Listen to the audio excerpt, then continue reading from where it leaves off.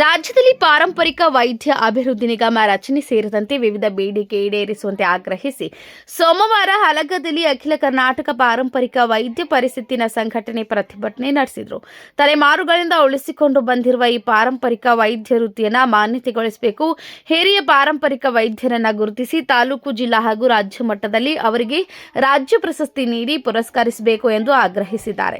ನಶಿಸಿ ಹೋಗುತ್ತಿರುವ ಔಷಧಿ ಸಸ್ಯಗಳನ್ನು ಬೆಳೆಸಲು ಹಾಗೂ ಬಳಸಲು ಪ್ರತಿ ಗ್ರಾಮ, ತಾಲೂಕು, ಜಿಲ್ಲೆಗಳಲ್ಲಿ ಶ್ರೀ ಧನ್ವಂತರಿ ವನ ಹಾಗೂ ವೈದ್ಯ ಭವನ ನಿರ್ಮಿಸಬೇಕು. ಹಿರಿಯ ಪಾರಂಪರಿಕ ವೈದ್ಯರಿಗೆ ಪ್ರತಿ ತಿಂಗಳು ಗೌರವಧನ ನೀಡಬೇಕು ಎಂದು ಒತ್ತಾಯಿಸಿದ್ದಾರೆ. ಇಲ್ಲಿ ನಾವ್ಯಾರೂ ಕೂಡ ಯಾವುದೇ ಜಾತಿಯ ಸೌಲಭ್ಯಕ್ಕಾಗಿ ಬಂದವರಲ್ಲ, ಯಾವುದೇ ಮನೆ, ಯಾವುದೇ ಮಠಗಳ ಉದ್ಧಾರಕ್ಕಾಗಿ ಬಂದವರಲ್ಲ. ಇಡೀ ದೇಶ ರೋಗಗ್ರಸ್ತವಾಗ್ತಾ ಇದೆ, ಅತ್ಯಂತ ಕೆಟ್ಟ ಪರಿಣಾಮವನ್ನು ಅನುಭವಿಸ್ತಾ ಇದೆ. ಇಡೀ ದೇಶ ಅಥವಾ ಇಡೀ ಜಗತ್ತಿನಲ್ಲಿ ಈ ಕೆಟ್ಟ ಪರಿಣಾಮವನ್ನು ಅನುಭವಿಸ್ತಾ ಇರುವಂತಹ ರೋಗಿಗಳನ್ನು ಮುಕ್ತಗೊಳಿಸುವಂತಹ ಅತ್ಯಂತ ಸೂಕ್ತ ಮತ್ತು ಸರಳ ಮತ್ತು ಅತ್ಯಂತ ಕಡಿಮೆ ಖರ್ಚಿನಲ್ಲಿ ರೋಗವನ್ನು ಗುಣಪಡಿಸುವಂತ ಒಂದೇ ಒಂದು ಪದ್ಧತಿ, ಅದು ಪಾರಂಪರಿಕ ವೈದ್ಯ ಪದ್ಧತಿ. ಅದನ್ನು ಉಳಿಸಬೇಕು, ಬೆಳೆಸಬೇಕು ಅನ್ನುವಂತ ಒಂದು ದೊಡ್ಡ ಒಗ್ಗಟ್ಟನ್ನ ಪ್ರದರ್ಶನ ಮಾಡಿ ಅದರ ಪ್ರತಿಫಲವನ್ನು ನಾವು ಈ ಮುಂದಿನ ವೈದ್ಯ ಪದ್ಧತಿ ಕೊಡ್ಲಿಕ್ಕೋಸ್ಕರವಾಗಿ ಬಂದಿದ್ದೇವೆ. ಇದರ ಮೂಲ ಶ್ರೋತವಾಗಿ ನಾವು ಇಲ್ಲಿ ಮಾತನಾಡ್ಬೇಕಾಗೈತಿ. ಅದಕ್ಕ ನಮ್ಮ ಒಕ್ಕೂಟದ ಎಲ್ಲಾ ಸದಸ್ಯರು ಒಂದು ದೊಡ್ಡ ತೀರ್ಮಾನಕ್ಕೆ ಬಂದಿದ್ದಾರೆ.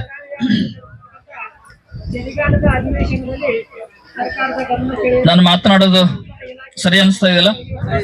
ಮಾತನಾಡ್ಬೋದಲ್ಲ? 2-3 ನಿಮಿಷ ನಾನು ಮಾತನಾಡುತ್ತೇನೆ. ನಿಮ್ಮ ಗಮನಕ್ಕೆ ಇರ್ಲಿ, ಈ ಎಲ್ಲ ಪ್ರಯತ್ನದ ಫಲವಾಗಿ ಇವತ್ತು ತುಂಬಾ ಜಾಗೃತಗೊಂಡಿದ್ದಾರೆ ನಮ್ಮ ವೈದ್ಯರು. ಎಷ್ಟು ಜಾಗೃತಗೊಂಡಿದ್ದಾರೆ ಅಂತ ಕೇಳಿದ್ರೆ, ಮೊದಲನೇ ಸಾರಿ ನಾವು ಇಲ್ಲಿಗೆ ಬಂದಾಗ ಅಷ್ಟು ದೊಡ್ಡ ಪ್ರಮಾಣದ ಬಲ ಏನು ಸಿಕ್ಕಿರ್ಲಿಲ್ಲ ನಮಗೆ. 2ನೇ ಸಾರಿ ಬಂದಾಗ್ಲೂ ಅಷ್ಟು ನಮಗೆ ಬಲ ಸಿಕ್ಕಿರ್ಲಿಲ್ಲ. ಆದ್ರೆ ಇದು 3ನೇ ಸಾರಿಯ ನಮ್ಮ ಪ್ರಯತ್ನ ಎಷ್ಟು ದೊಡ್ಡ ಪರಿಣಾಮವನ್ನು ಬೀರೈತಿ ಅಂತ ಕೇಳಿದ್ರೆ, ಬಹುತೇಕ ನಾನು ಈ ಸಾಮಾಜಿಕ ಜಾಲತಾಣಗಳನ್ನು ಓಪನ್ ಮಾಡಿದ್ರೆ ಸಾಕು, ನಮ್ಮ 7-8 ಪರಿಷತ್ತಿನಲ್ಲಿರುವಂತ ಎಲ್ಲಾ ಸದಸ್ಯರು ತಮ್ಮ ಸ್ಟೇಟಸ್ ವಾಟ್ಸ್ಆಪ್ ಮೂಲಕ ಮತ್ತು ಫೇಸ್ಬುಕ್ ಮೂಲಕ ತಮ್ಮ ಚಳವಳಿಯನ್ನ ಇಲ್ಲಿ ಹಾಕೊಂಡು ಬಂದಿರುವಂತದ್ದು ಇಡೀ ಕರ್ನಾಟಕದಾದ್ಯಂತ ಸುದ್ದಿ ಆಗಿರುವಂತದ್ದು ನಿಜಕ್ಕೂ ನನಗೆ ಬಹಳ ಸಂತಸ ತಂದದ. ಸೊ ನನಗೆ ಈಗ ಒಂದು ಭರವಸೆ ಮೂಡಿತ್ತು. ಏನಪ್ಪಾ ಅಂತ ಕೇಳಿದ್ರೆ, ನಾವಿಟ್ಟಂತ ಹೆಜ್ಜೆಯನ್ನ ಹಿಂದಿಡ್ಲಿಕ್ಕೆ ಸಾಧ್ಯನಿಲ್ಲ, ಮುಂದೆ ಇಡ್ತೀವಿ ಮತ್ತೆ ಯಶಸ್ವಿ ಆಗ್ತೀವಿ ಅನ್ನುವಂತ ಭರವಸೆ ನನಗಂತೂ ಬಂದದ.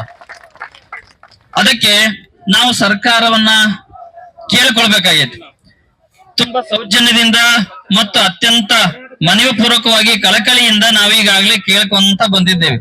ಆದ್ರೆ ಸರ್ಕಾರ ಇನ್ನೂ ನಮ್ಮನ್ನ ಪರಿಗಣಿಸಿಲ್ಲ, ಗಮನಿಸಿಲ್ಲ. ಆದ್ರೆ ಹಿಂಗೆ ಮುಂದುವರೆದ್ರೆ ನಾವು ಸುಮ್ಮನೆ ಇರಂಗಿಲ್ಲ.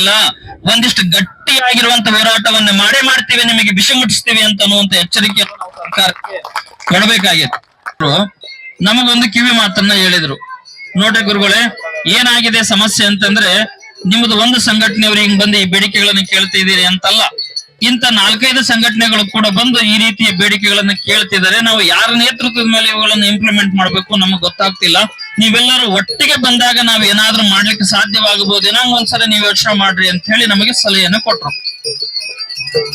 ನಾವು ಹಂಗ ಆಲೋಚನೆಯನ್ನ ಮಾಡಿದ್ವಿ. ಏನ್ ಮಾಡ್ಬೇಕು ಅಂತಂದ್ರೆ, ಅಖಿಲ ಕರ್ನಾಟಕ ಪಾರಂಪರಿಕ ವೈದ್ಯ ಪರಿಷತ್ತು ಮತ್ತು ಸಂಘಗಳ ಒಕ್ಕೂಟ ಅಂತ ಒಂದು ಒಕ್ಕೂಟವನ್ನ ರಚನೆ ಮಾಡೋಣ. ಅದರ ಛತ್ರಿ ಅಡಿಯಲ್ಲಿ ಉಳಿದೆಲ್ಲ ಕಡ್ಡಿಗಳನ್ನ ತಂದ್ರೆ ತುಂಬಾ ಚಂದ ಇಡೀ ಕರ್ನಾಟಕದಲ್ಲಿ ಸಂಘಟನೆ ಮಾಡ್ಲಿಕ್ಕೆ ಸಾಧ್ಯ ಆಗತ್ತೆ. ಅದ್ರ ಮೂಲಕ ವೈದ್ಯರಿಗೆ ಅನುಕೂಲ ಆಗತ್ತೆ, ವೈದ್ಯ ಪದ್ಧತಿ ಉಳಿಸ್ಲಿಕ್ಕೆ ಸಾಧ್ಯ ಆಗತ್ತೆ ಅಂತ ಪ್ರಯತ್ನ ಮಾಡಿ ನಾವು ಬಹಳ ದೊಡ್ಡ ಪ್ರಮಾಣದ ಪ್ರಯತ್ನದ ಫಲವಾಗಿ 7 ಸಂಘಟನೆಗಳನ್ನ ನಮ್ಮ ಒಕ್ಕೂಟದ ಅಡಿಯಲ್ಲಿ ತರಲಿಕ್ಕೆ ಸಾಧ್ಯವಾಯಿತು. ಅಂತ 7 ಸಂಘಟನೆಗಳು ಇಲ್ಲಿ ಪಾಲ್ಗೊಂಡಿದ್ದಾವೆ. ಆ ಎಲ್ಲ ವೈದ್ಯರು ಇಲ್ಲಿ ಪ್ರೆಸೆಂಟ್ ಇದ್ದಾರೆ, ಉಪಸ್ಥಿತರಿದ್ದಾರೆ. ಹೌದೇನ್ರಪ್ಪ? ನೀವೆಲ್ಲ ಅಲ್ಲಿಂದ ಬಂದವರಲ್ಲ? ಹೌದು. ಇದರ ಪರಿಣಾಮವಾಗಿ ಇವತ್ತು ನಾವು ಅತ್ಯಂತ ಗಟ್ಟಿಗರಾಗಿ ಒಗ್ಗಟ್ಟಿನಿಂದ ಬಂದು ಇಲ್ಲಿ ಹೋರಾಟವನ್ನ ಪ್ರಾರಂಭಗೊಳಿಸಿದ್ದೇವೆ. ಈಗ ಈ ಉದ್ದೇಶ ಏನಪ್ಪಾ ಅಂತ ಕೇಳಿದ್ರೆ, ಇಲ್ಲಿ ಬಂದಿವಿ, ಇದೆಲ್ಲ ಉದ್ದೇಶ ನಮಗೆ ತಿಳಿದದ. ಪ್ರತಿ ವರ್ಷ ಪಾರಂಪರಿಕ ವೈದ್ಯರ 3 ದಿನದ ಸಮ್ಮೇಳನ ನಡೆಸಲು ಕನ್ನಡ ಸಾಹಿತ್ಯ ಸಮ್ಮೇಳನದ ಮಾದರಿಯಲ್ಲಿ ವಿಶೇಷ ಧನ ಸಹಾಯ ನೀಡಬೇಕು ಎಂದು ಆಗ್ರಹಿಸಿದ್ದಾರೆ. Krishna, KMM news, Belagavi.